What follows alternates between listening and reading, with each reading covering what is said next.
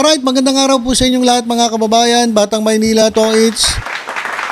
Sa kauna-unahang pagkakataon ay narinig po itong si Miss Hanilet Abansenya, ito pong live-in partner ni dating Pangulong Rodrigo Duterte. At si Veronica Kitty Duterte na nagsalita sa rally po ng PDP. At ito nga mag-ina ay naging emosyonal sa kanilang speech. Habang tuwan-tuwa naman itong mga DDS. So wag na natin patagalin, pakinggan natin itong speech ng mag-ina. Biho sa inyong lahat. Kumusta ho kayo? Okay lang, okay lang. Dapat yung anak ko lang magsasalita eh. Sabi ko, ano ba gusto niyo marinig nyo? Gusto niyo marinig yung lahat ng sakit sa dibdib?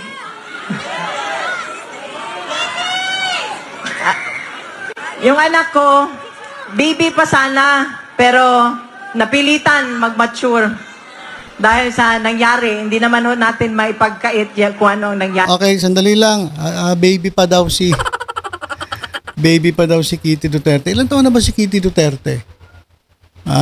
Kasi kung baby pa, bakit nag-wake and bake na? Diba? So baby pa raw. Baby pa raw pero nagbe-bake na, mga kababayan. Pero ito ho talaga, sana ho tayo Pilipino, isa-isip, magtanda na tayo. Kung gusto lang ako lumuhod, umiyak dito, magtanda na tayo. Pumili na tayo ng mga taong matino, matapat, at yung magsisilbi sa bayan, hindi pagsisilbihan ang sarili. So, nung nasa loob kami, binisita namin ang papa niya, binili niya talaga. Binili niya talaga, uulitin ulit ito ni Veronica, binili niya, suportahan niyo ang Duterte. Kung hindi, kalimutan niyo na lang daw siya. So, yung lahat ng mga sumusuporta, miski sa bahay namin, sa Davao, sa ibang bansa, nakikita ko lahat ng suporta ninyo. Maraming salamat. Alam niyo ba doon sa Netherlands, iba't iba ang tao na pumupunta. Galing sa iba't ibang panig ng bansa. Meron pang taga-Pilipinas na pumunta na nakausap ko. Sabi ko, taga Quezon City sila. Dahil alam mo bakit? Naiiyak na si ate. Kasi alam niyo, naiintindihan ko naman sila eh. Ba't sila naiiyak? Kasi bilang ina, yung mawalan ka ng partner, at yung anak mo naman nawalan ng tatay, nakulong, talaga nakakalungkot. Kaya nga gusto nilang ibalik si dating Pangulong Rodrigo Duterte. Ang problema kasi, meron kasi siyang ginawang kasalanan. Diba? Kung wala naman siyang ginawang crime against humanity, wala naman problema Masaya sila magkakasamang pamilya. Pero dahil nga po may nagreklamo po ang libo-libong mga biktima ng EJK. Kaya po nandun si dating Pangulong Rodrigo Duterte, nahiwalay po sa kanila. So nakakalungkot man para sa kanila, wala tayong magagawa Kailangan pong pagbayaran ng kasalanan. Diba?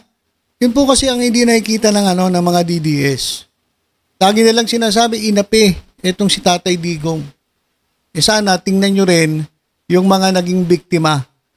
Yung mga nawalan ng mga anak dahil po dyan sa tokhang. Di ba? Tingnan ninyo. Masakit po talaga yan, pero tingnan ninyo. Yung dapat balanse kayo. Kaya ito nga pag-iyak-iyak ni nanay dito, naiintindihan ko yan. Wala akong question dyan, hindi ako naaartihan dyan. Totoo po yan, masakit. Pero sana, yun lang ang panawagan ko. Tingnan nyo rin, i-consider nyo rin yung mga nawalan ng kapamilya dahil po sa tokhang na ginawa nung administrasyong Duterte. Nung sila pa ay nakaupo dyan sa pwesto. Natatakot na rin sila sa kanilang seguridad.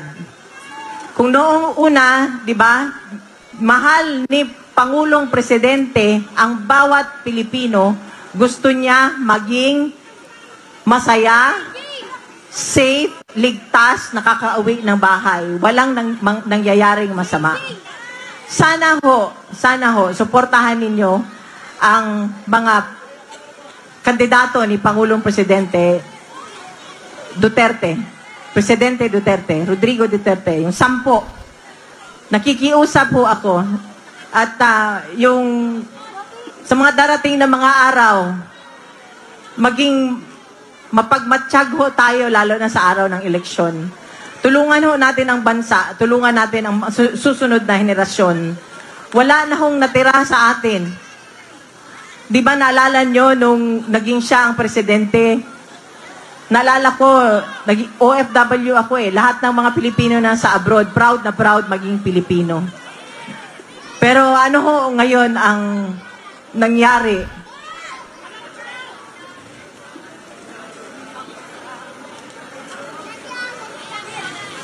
Kung kayo ang nasa sitwasyon namin nung nandun kami sa Villamor, parang hanggang ngayon nananaginip pa rin ako. Parang hanggang ngayon hindi pa rin ako makapaniwala. Gusto ko humingi ng tulong, hindi ko alam kung saan.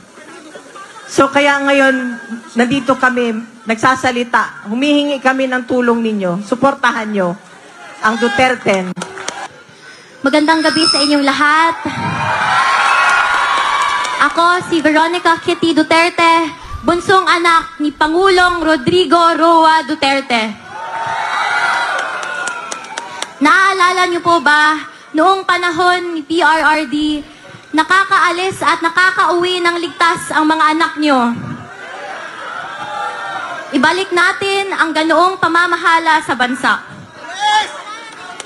Nandito ako ngayon dahil kinuha nila sa amin, sa ating lahat, higit sa lahat, sa akin, ang tatay ko. Noong March 11, 2025, nasaksihan ko ang pagkidnap at pag-abuso nila sa tatay ko.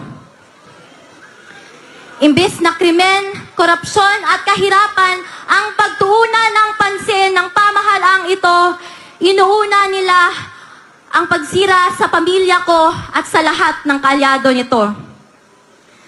Pumili tayo ng matino at matapat sa paglilingkod kasi kung hindi, kawawa tayong lahat at ang mga susunod na henerasyon. Mahalagang magkaisa tayo sa araw ng eleksyon. Suportahan natin ang PDP laban senatorial slate o mas kinikilalang Duterte.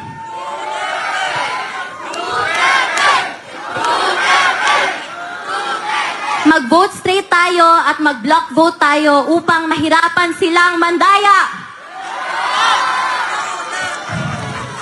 To the OFWs, to the Filipino communities who took care of us, you have my love, respect, and gratitude. Sa katawhan nga nagpakita og walay undang nga paghigugma og pagsuporta, daghang salamat kay wa minilugnae. Kamo ang nagapakusog sa amo tanan. May aabot ako na personal na mensahe ng tatay ko sa bawat Pilipino. Sabi niya, I did what I could for my country. And you are all in my heart. Pangalawa, ang sabi niya, kung kakalimutan nyo lang rin ang Duterte, kalimutan nyo na lang rin siya. Mga kababayan, huwag nating kalimutan ang bilin ni Tatay Digong. Sa mga kabataan, hinihikayat ko kayong magbantay sa mga boto. Dahil dito nakasalalay ang kinabukasan nating lahat. Maraming salamat po and God save the Philippines. Pilipinas, Duterte pa rin! Duterte! Okay, so yan mga kababayan, yung speech ni Kitty Duterte. Nako, ano to, magiging politiko na rin ba si Kitty Duterte? Kasi mga kababayan, ito, nandito po sa aking harapan, yung mga comment po ng mga DDS nung nagsalita po itong si Kitty Duterte. Ayan, oh. Basahin ko lang yung ibang mga ano rito, mga komento. Ayan, she tried to control her. Kaya mo yan, Kitty. I'm proud of you. Be strong. Talagang sumusuporto sila kay Kitty Duterte. Kakayak ang speech mo, Veronica. Ayan, naiiyak daw siya. Ito, naiiyak ako. Hindi umiyak, Pwede na. Pwede namang umiyak, Wala naman pumipigil sa inyong umiyak. Binabasa ko sa cellphone, mga kababayan, yung comment, So, eto, mga kababayan. Yan. Mangiyak-ngiyak kasi si Kitty Duterte. So, sabi ko nga sa inyo, emotional. Si Kitty Duterte, lalo na nung binanggit niya yung tatay niya. Nakakayak naman talaga. Feel ko yung totoo ang paglilingkod ni FPRRD sa bayan. Sabi ng DDS to. Hindi ko sabi to, Binabasa ko lang. Pasalamat tayo. Wala tayo sa sitwasyon nila. Siguro kung iba yan, may hinakapit, give up na. Laban, Pretty, Kitty, Solid Duterte. Go, Kitty. Laban lang, Ma'am Kitty. You have asked Kitty mula sa lalawigan ng Batangas. Ito matindi, mga kababayan, Promising future President of the Philippines. Patay tayo pag... Patay tayo. Naging presidente ng Pilipinas. She has the making of a great leader, courage and determination at heart. So ayan, mga kababayan. Nagsalita si Michael Jackson. Ano ba? May comment. Nagsalita daw si Michael Jackson. Loko talaga itong iba rito. Okay, ito mga kababayan. Sabi nila ay nagsisimula ng mahubog itong si Kitty Duterte bilang susunod na politiko. Susunod sa tatay niya, sa kapatid niya, o sa mga kapatid niya. So, pwede naman. Pwede naman lahat naman. Wala namang pinipili. Kahit sino sa atin ay pwede pong maging politiko. Kaya lang, kasi kapag politiko ka, mabigat ang responsibilidad mo. Hindi porke, Sara Duterte na nga nagsabi, hindi porke kilala, hindi porke sikat, hindi porke Duterte ang apelyido, tatangkilikin nyo na. Diba? Kinakailangan kasi sa isang politiko, kinakailangan may puso ka para sa tao. Kailangan may puso ka para sa sa public service. Kasi public servant ka Hindi yung, eto mga kababayan, tingnan ninyo. Ang mangyayari dito, kung sakali mang etong si Kitty Duterte ay magpupolitiko, susunod sa yapak ng tatay niya at sa mga kapatid niya. Ang mangyayari, kaya siya magiging politiko dahil siya po ay maghihigante. Di ba? Maghihiganti siya. Tatakbo siya. Sabihin natin, kahit anong posisyon, pag medyo nagkaedad na, kasi sabi ng nanay niya, baby pa raw So, pag hindi na siya baby, mga kababayan, at medyo nag-mature na, tatakbo sa politika, dapat, ang maging rason mo, kaya ka tatakbo, ay para maglingkod sa bayan. Kaso ito, nakikita ko mga kababayan, kung sakali man si Kitty Duterte ay maging politiko, pumasok sa politika, hubugin ang kanyang mga kapatid na pumasok sa politika. Kaya magiging rason nito ay paghihigante. Ayun po yung mangyayari dyan. So wala na naman yung taong bayan. Wala na naman yung essence ng pagiging public servant. Diba? So wala namang problema kung si Kitty Duterte maging politiko. Baka nga si Hanilet Abansenya maging politiko rin. Kaya lang, mahirap yung si Hanilet. Namumukpok ng cellphone yun Namumukpok ng cellphone yun Walang ya. Si Kitty Duterte tahimik lang.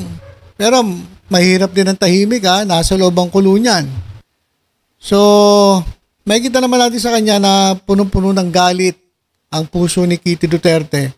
Kaya kung siya ay magiging politiko, yun yung reason niya, maghigante. So yun mga kababayan, abangan na lang natin ang magiging future ni Kitty Duterte. Simula na ba ito ng pagpasok niya sa politika?